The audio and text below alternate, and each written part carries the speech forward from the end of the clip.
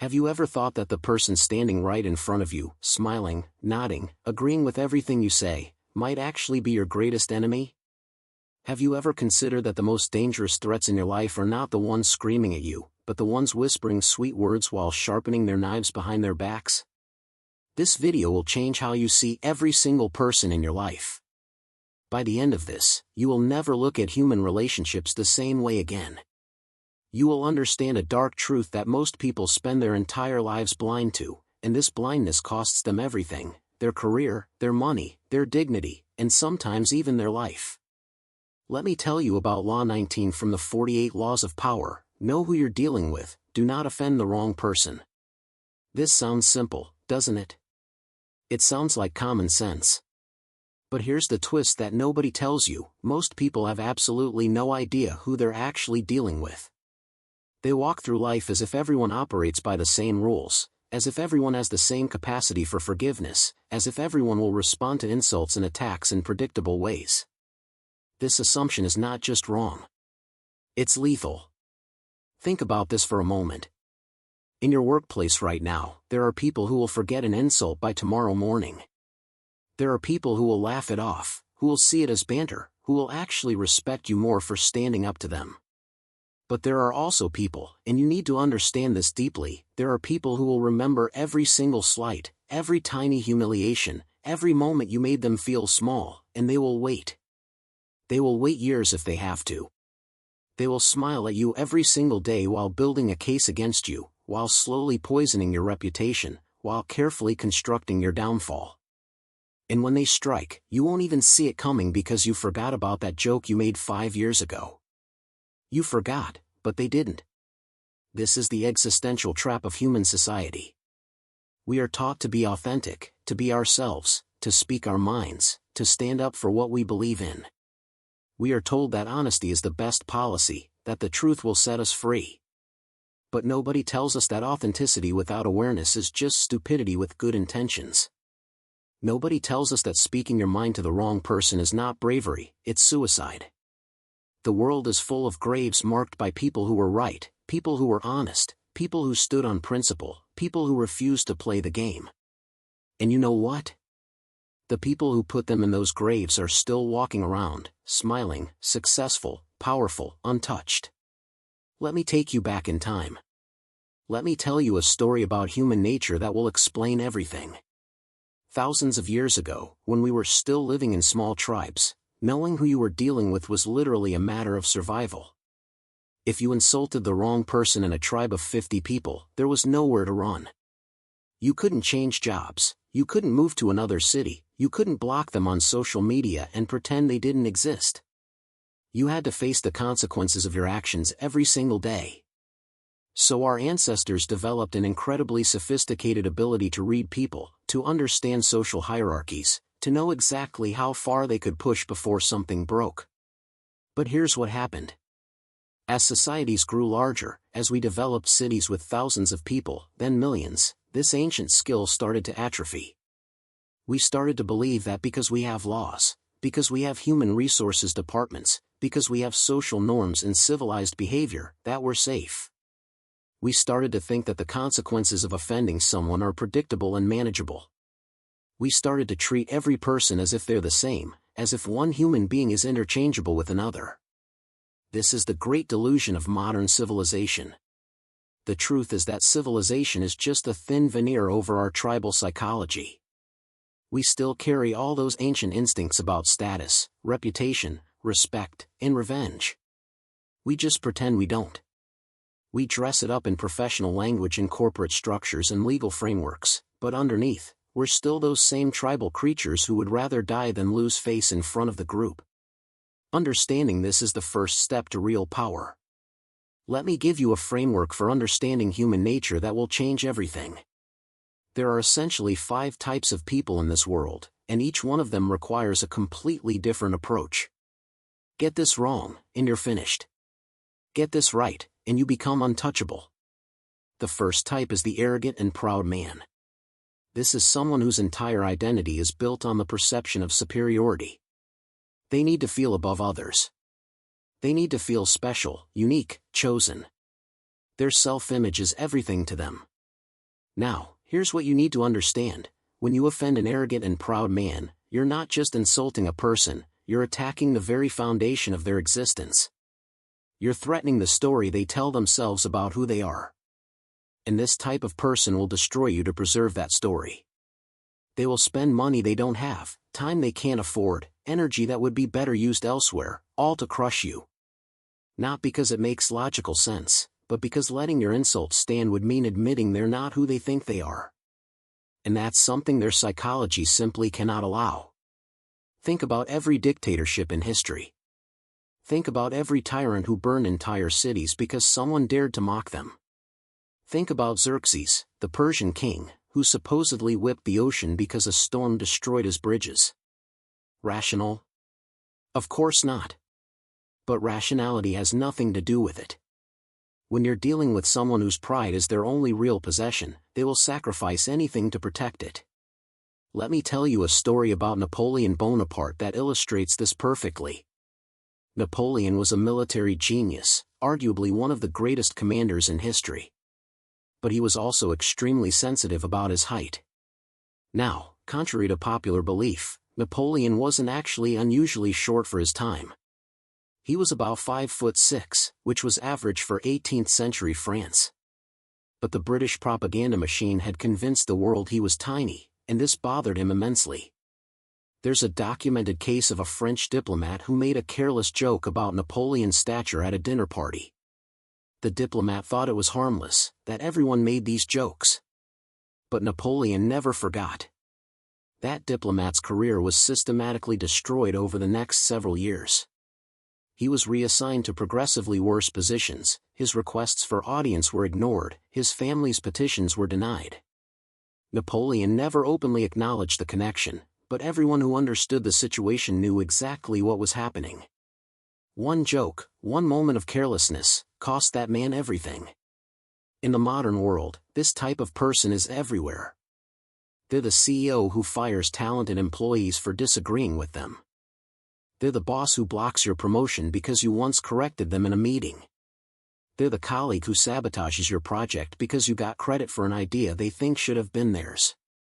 And the terrifying thing is that they often don't even consciously realize what they're doing. They've constructed elaborate rationalizations for why you needed to be removed, why you're not a good fit, why you're actually incompetent. They've convinced themselves that their revenge is actually just good management. The second type is the insecure and fragile man. This person seems completely different from the arrogant man, but the danger is exactly the same, just hidden better. The insecure person is someone who deep down believes they're worthless, that they don't deserve their position, that at any moment everyone will discover they're a fraud. Psychologists call this imposter syndrome, but it's much darker than that. When you offend an insecure person, even accidentally, even with the gentlest criticism, you're confirming their worst fear about themselves. You're saying out loud what they've been terrified everyone secretly thinks. And that makes you not just an enemy, but a threat to their very survival. Here's the terrifying part: insecure people are often more dangerous than arrogant people because they hide better. An arrogant person announces their pride to the world. You can see them coming. But an insecure person often disguises their fragility with false humility, with self-deprecating humor, with an appearance of being easygoing and relaxed. They seem like safe people to joke with, to be casual around, to treat as equals. And then you make one comment, one tiny joke, and you watch their face do something strange. You watch them laugh, but the laugh doesn't reach their eyes. You watch them say it's fine, it's no big deal, they're not offended. And you believe them because you want to believe them. And that's your mistake. I once knew a woman who worked at a prestigious law firm. She had clawed her way up from nothing, first in her family to go to college, worked 3 jobs to pay for law school, survived countless moments where she felt like she didn't belong. By the time she made partner, she had developed an iron exterior. She seemed confident, competent, unshakable. But inside, she still felt like that poor kid who didn't know which fork to use at fancy dinners. A young associate, fresh out of an Ivy League school, made a comment at a firm dinner about how different the culture was from his undergraduate eating club. It was an innocent observation, he wasn't trying to be exclusionary. But to her, it was a reminder of everything she wasn't, everything she'd never be. She heard that comment as, "You don't really belong here." Over the next year, that associate found himself getting the worst assignments, being left off important emails, being subtly but consistently marginalized. He never understood why. He thought he'd done something wrong professionally. He had no idea that one careless comment about eating clubs had marked him as a threat to someone's fragile sense of belonging. In the modern corporate world, this type is everywhere. They're the manager who seems friendly and approachable until you witness them systematically destroying someone's career over something that seemed insignificant. They're the entrepreneur who builds an empire but never forgets the investor who passed on their startup, and spends years proving that investor wrong. They're the colleague who smiles and nods but keeps a mental ledger of every perceived slight, every moment they felt diminished, and when the opportunity comes, when there's a layoff decision or a promotion meeting, guess whose name they mention? Yours. And they'll do it so subtly, with such apparent concern and professionalism, that nobody will even realize what's happening. The psychological mechanism here is fascinating and terrifying. Insecure people often have what psychologists call a negative attribution bias. This means they interpret ambiguous situations in the most threatening way possible. If you don't smile at them in the hallway, they don't think you're just distracted or having a bad day. They think you're sending a message that you don't respect them. If you question their decision in a meeting, they don't hear it as legitimate inquiry. They hear it as you trying to undermine them. And because they experience the world this way, they're constantly collecting evidence of hostility that doesn't actually exist. But to them, it's completely real. And they respond to this perceived hostility with very real consequences. The third type is the suspicious and paranoid man. This person believes the world is against them. They see conspiracies everywhere, enemies in every shadow, hidden agendas in every friendly gesture. Now, you might think this makes them easy to handle, that their paranoia makes them weak. This is exactly the opposite of the truth. Paranoid people are dangerous precisely because they're already primed to see you as a threat. They don't need evidence of betrayal, they don't need proof of malice. They just need the slightest suggestion, the smallest hint, and their imagination will fill in the rest. And once they've decided you're an enemy, nothing you say or do will convince them otherwise. In fact, any attempt to reassure them will just be seen as more evidence of your deception. Think about Stalin. The man killed millions of his own people, many of them loyal supporters, because he saw traitors everywhere. His paranoia made him one of the most dangerous men in history, not in spite of his mental state, but because of it. Stalin would have people arrested based on the flimsiest evidence, sometimes just because they'd traveled abroad or spoke a foreign language. His logic was simple: if there's even a 1% chance you're a traitor, that's too much risk. Better to eliminate 100 innocent people than let one guilty person survive. This is the logic of paranoia, and it's utterly devastating to everyone around it. But you don't need to be a Soviet dictator for this psychology to destroy lives. In your life, this type of person might be the boss who interprets every question as a challenge to their authority, every suggestion as a veiled criticism, every success you have as a threat to their position. They're the business partner who constantly suspects you're trying to cheat them, who audits every expense, who questions every decision, who sees your competence not as an asset but as a danger. I knew a man who started a business with his childhood friend. They'd known each other for 30 years, been through everything together. But as the business grew, one of them developed an increasingly paranoid worldview. He started seeing threats everywhere. He became convinced that his partner was planning to force him out, steal the company, take everything. There was no evidence of this. In fact, the partner was completely loyal and had repeatedly turned down lucrative offers to stay with the company. But the paranoid partner couldn't see it. Every business decision became suspect. Every conversation became loaded with hidden meaning. Eventually, the paranoid partner forced a split that destroyed the company and ended the friendship. Years later, evidence emerged that the paranoid partner had been completely wrong about everything. But by then it was too late. The damage was permanent. And the tragic thing is, the paranoid partner had created the very betrayal he feared by treating his loyal friend as an enemy. Here's what you need to understand about paranoid people: you cannot win by being more transparent, more honest, more open. All of those things just give them more data to misinterpret. The only way to deal with this type is to be so consistently boring, so predictably loyal, so utterly non-threatening that even their paranoia can't find purchase. You have to make yourself invisible to their suspicion, which means often making yourself invisible to their awareness entirely. And even then, you might still get caught in their net because paranoid people don't actually need a reason. They just need a feeling. The fourth type is the coldly calculating man. This is perhaps the most dangerous type of all because they don't operate on emotion.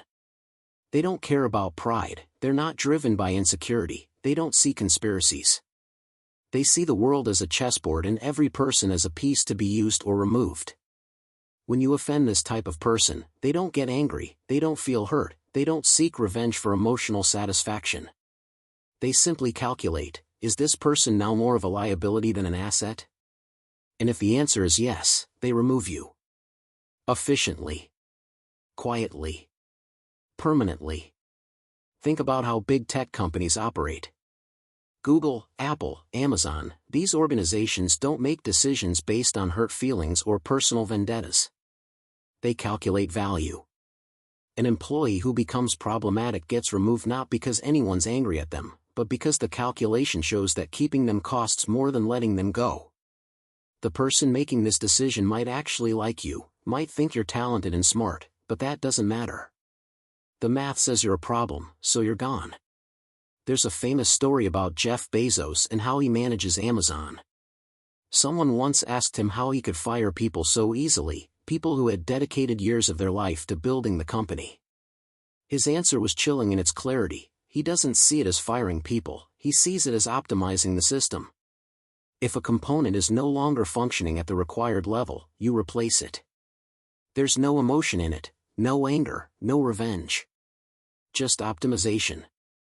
This is the mindset of the coldly calculating person. In the modern world, this type is becoming more common, especially in positions of power. They're the investors who will drop a founding team the moment the metrics turn bad. They're the executives who will shut down an entire division without a second thought. They're the politicians who will abandon allies the moment they become electoral liabilities. And the most unsettling thing about them is that they're not monsters. They're often quite pleasant to be around. They can be charming, funny, seemingly warm. But that warmth is strategic. It's a tool, not a feeling. The terrifying thing about coldly calculating people is that you can't appeal to their humanity because their humanity is not the part of them that's making decisions. You can't make them understand your perspective because they already understand it perfectly, they just don't care. The only way to deal with this type is to make absolutely certain that you remain valuable, that the calculation always comes out in your favor, that removing you costs more than keeping you. This means you need leverage, you need to be indispensable, you need to be connected to things they care about. Offending this type of person is not about hurt feelings, it's about changing their calculation of your value. I'll tell you about a venture capitalist I encountered who embodied this type perfectly. He had a reputation for being brilliant and ruthless. He'd funded dozens of successful startups, made hundreds of millions of dollars. But he also had a trail of destroyed partnerships and burned relationships. His philosophy was simple: every relationship is a transaction. As long as the transaction is mutually beneficial, the relationship continues. The moment it stops being beneficial, the relationship ends. No hard feelings, just business. I watched him drop a founder who'd made him $20 million because that founder made a strategic decision the VC disagreed with. The founder thought their history together, their friendship, would count for something. It didn't.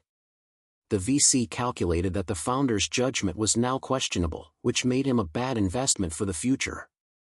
So he pulled his support from the founder's new venture and backed a competitor instead. When confronted about the betrayal, the VC genuinely didn't understand what the problem was. To him, it wasn't betrayal. It was just an updated calculation based on new information. The fifth type is the plain, unassuming, and often unintelligent man. This is the person everyone ignores. This is the person who seems harmless, who doesn't have much going for them, who appears to be of no consequence. And this is exactly why they're dangerous. Because when you offend this type of person, when you dismiss them or belittle them or treat them as if they're invisible, you're not just hurting their feelings, you're giving them a purpose. You're transforming them from a nobody into someone with a mission, to prove you wrong, to show you they matter, to make you pay attention. Think about every revenge story in history. Think about every underdog who became a champion. Think about every person who was laughed at, dismissed, underestimated, and then spent the rest of their life proving their doubters wrong. This is powerful motivation. This is the kind of fuel that builds empires and destroys kingdoms. Let me tell you about a case that's almost comedic in its tragedy. There was a senior executive at a Fortune 500 company who had an assistant. This assistant was quiet, unremarkable, the kind of person you'd pass in the hallway and not remember 5 minutes later. The executive treated this assistant terribly. Not violently, not with overt cruelty, but with casual dismissiveness. Forgot her name regularly. Took credit for her work.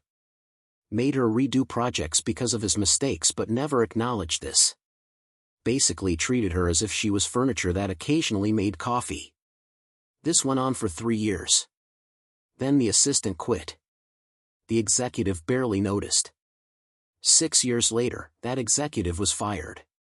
It took him months to figure out why. Eventually, he discovered that his former assistant had become a senior executive at a competing firm. She'd worked her way up through sheer determination and competence. And when his company tried to negotiate a major partnership with her company, she personally ensured the deal fell through. She didn't do it obviously. She just raised concerns, pointed out risks, suggested alternatives. But everyone who understood the history knew exactly what was happening. That executive's dismissiveness had created an enemy who waited years and then struck at exactly the right moment. In your life, this might be the intern you dismissed who becomes your boss. The student you mocked who becomes an industry leader. The employee you fired carelessly who starts a competing company. The colleague you ignored who quietly documents every mistake you make and presents it to management at the perfect moment. Here's the dark truth that nobody wants to acknowledge: it's often the people you barely notice who are watching you most carefully. The person you think is too insignificant to matter is often the one building a detailed memory of every careless word, every casual insult, every moment you revealed what you really think of them. And they have something that the powerful, successful, confident people don't have: they have nothing to lose and everything to prove. Think about the psychology of this. When you're successful and powerful, you have a lot to protect. You have a reputation to maintain, a lifestyle to preserve, relationships that matter. This makes you cautious. You calculate risk because you have something to lose. But when you're at the bottom, when you're the person everyone dismisses, risk calculation changes completely. Burning bridges doesn't matter when nobody's offering you passage anyway. Destroying relationships doesn't matter when those relationships were never beneficial to you in the first place.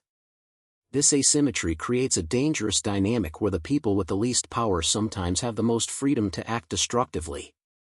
Now, let me connect this to something you understand intimately: the modern workplace. Every office, every company, every organization is an ecosystem of these 5 types. And most people navigate this ecosystem completely blind. They treat everyone the same. They think that because everyone has the same job title or works in the same department, that they're dealing with interchangeable human units. This is insane. It's like assuming that because 5 different animals live in the same forest, you can use the same strategy to deal with all of them. You wouldn't pet a bear the same way you pet a rabbit, would you? Yet every day, people walk into offices and treat proud, fragile egos the same way they treat calculating strategists. And then they're shocked when their career implodes. Let me give you a concrete modern example.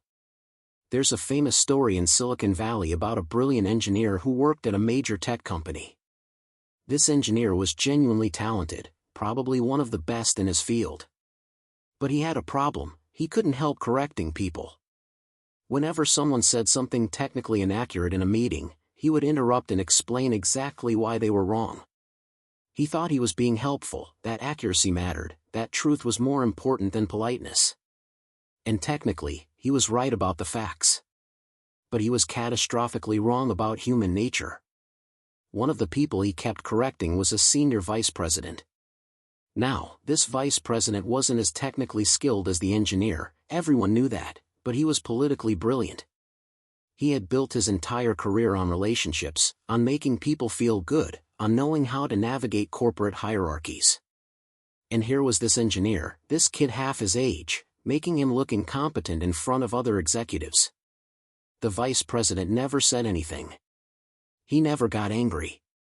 He just smiled and thanked the engineer for the correction. But 6 months later, when layoffs came, guess whose name was on the list? The engineer was stunned. He thought his technical skills made him valuable. He thought being right protected him. He didn't understand that he had offended the wrong person, and that person had simply waited for the right moment. This story repeats itself thousands of times every day in every city in the world. Talented people, good people, people who are actually correct, get destroyed because they don't know who they're dealing with. They think the world rewards competence and truth. Sometimes it does. But more often, the world rewards understanding, awareness, and the ability to navigate human nature without triggering the wrong response in the wrong person. Here's another twist that makes this even more complex: people change. Someone who seemed harmless last year might have just been promoted to a position of power. Someone who seemed secure and confident might have just gone through a divorce or a financial crisis that's made them fragile and reactive. Someone who trusted you might have heard a rumor that's made them suspicious. The person you're dealing with today is not necessarily the person you were dealing with yesterday, and the strategy that worked before might be exactly wrong now. This is why the truly powerful spend so much time observing. They watch how people react to stress. They notice who holds grudges and who forgives easily. They pay attention to who someone admires and who they resent. They understand that knowing who you're dealing with is not a one-time assessment, it's a continuous process of observation and adjustment. It's like a pilot constantly checking instruments, constantly adjusting for wind and weather. You can't just set a course and assume everything will stay the same. Robert Greene, who wrote the 48 Laws of Power, tells a story about the film producer Harry Cohn. Cohn ran Columbia Pictures with an iron fist for decades. He was known for being ruthless, vindictive, impossible to work with. But he was also incredibly successful. The secret to his longevity was that he never stopped studying people. He kept detailed mental files on everyone he worked with. He knew their weaknesses, their triggers, their pressure points. He knew who could be pushed and who needed to be handled delicately. He knew who would forgive and who would plot revenge. This constant vigilance, this endless observation, it made him nearly impossible to surprise or outmaneuver. People thought he had spies everywhere, but the truth was simpler: he just paid attention. Now, let's talk about the dark side of this knowledge. Because once you understand this law, once you really internalize it, you start to see the world differently. You start to see every interaction as a potential trap. You start to calculate every word before you speak it. You start to wonder if that joke is worth the risk, if that honest feedback is worth potentially making an enemy. And this awareness can become its own kind of prison. There's a reason why powerful people often seem cold, calculating, and distant. It's not because power corrupts, although that happens too. It's because power requires constant vigilance. When you truly understand that any person you offend might be the one who destroys you, you become very careful about who you offend. And this carefulness, this constant awareness, this endless calculation, it changes you. It has to. You can't maintain genuine spontaneity when every word is a strategic decision. You can't have authentic relationships when you're always assessing risk. This is the trap. The more you understand human nature, the more you see the dangers everywhere, the harder it becomes to be human yourself. You become like a general who can't enjoy a party because they're too busy analyzing escape routes and identifying potential threats. The knowledge that protects you also isolates you. And this isolation is the price of power that nobody talks about. I knew a man who rose to the top of a major corporation. By any external measure, he was phenomenally successful. Money, influence, respect from his industry. But in private, he confessed that he hadn't had a genuine conversation in years. Every interaction was strategic. Every friendship was transactional. Every word was calculated. He said it was like living inside a glass box where you could see everyone but never really touch them. The awareness that had made him successful had also made him lonely in a way that success could never compensate for. But here's the thing, ignorance is not a better option. Yes, awareness brings burden. Yes, understanding human nature makes life more complex. But the alternative is walking through life blind, offending people randomly, creating enemies accidentally, and then wondering why opportunities disappear, why doors close, why your career stalls despite your talent. The choice is not between burden and freedom. The choice is between the burden of awareness and the catastrophe of ignorance. Let me give you a framework for how to actually apply this in your life. First, you need to develop the habit of observation before action. Before you speak, before you react, before you make a joke or offer criticism, pause. Look at the person in front of you. Ask yourself, what type am I dealing with? Are they proud? Are they insecure? Are they paranoid? Are they calculating? Are they seemingly insignificant but potentially dangerous? This pause, this moment of assessment, it's the difference between wise and foolish action. The pause is harder than it sounds. We live in a culture that valorizes quick wit, fast comebacks, immediate responses. We think the smartest person in the room is the one with the quickest answer. But true intelligence is knowing when to pause, when to observe, when to calculate before you commit. The person who speaks first is often the person who reveals the most and gains the least. Second, you need to understand that there are different levels of relationship that require different levels of caution. With close friends and family who have proven their loyalty and forgiveness over years, you can afford more authenticity. With professional acquaintances, with bosses, with people who have power over your life, you need much more careful navigation. And with enemies or potential enemies, every word needs to be chosen with the precision of a surgeon making an incision. Most people get this exactly backwards. They're careful and fake with friends and family, but careless and authentic with colleagues and bosses. This is insane. The people who love you will forgive your mistakes. The people who employ you might not. Think about it this way, your family has invested years in the relationship with you. They've built up a reserve of goodwill. You can draw on that reserve when you make mistakes. But your boss, your colleague, that powerful person you just met, they have no reserve. Every interaction starts from zero. One bad move and you're negative in their mental ledger, and there's no accumulated goodwill to offset it. Third, you need to develop multiple communication styles and know when to use each one. With the proud and arrogant, you need to master the art of making them feel superior while still accomplishing your goals. This means framing your ideas as if they came from them, giving credit even when it's not deserved, making them look good even at cost to your own ego. With the insecure and fragile, you need to be constantly reassuring, never threatening, always supportive. You need to make them feel safe around you, which means sometimes making yourself seem less competent than you are. With the suspicious and paranoid, you need to be transparent and consistent, boring and predictable, never surprising them, never doing anything that feeds their suspicion. With the coldly calculating, you need to speak their language, data, results, clear value propositions. Emotion is irrelevant, only outcomes matter. And with the plain and unassuming, you need to give them respect and attention, to see them when others don't, to acknowledge their existence and value. Does this sound exhausting? It is. Does it sound manipulative? It can be.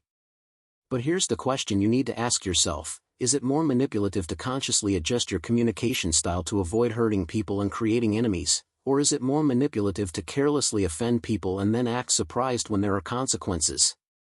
Is it more honest to speak your mind without regard for impact, or is it more honest to understand that your words have power and to use that power responsibly? The accusation that often gets thrown at this kind of strategic thinking is that it's fake, that it's not being true to yourself. But what is the self? Are you only your most unfiltered impulses? Are you only your first reaction? Or are you also your judgment, your wisdom, your ability to consider consequences? When you pause before speaking, when you choose words carefully, when you adjust your approach based on who you're talking to, you're not being fake. You're being complete. You're using all of your intelligence, not just the part that wants to express itself without regard for consequences. Here's a historical example that makes this clear.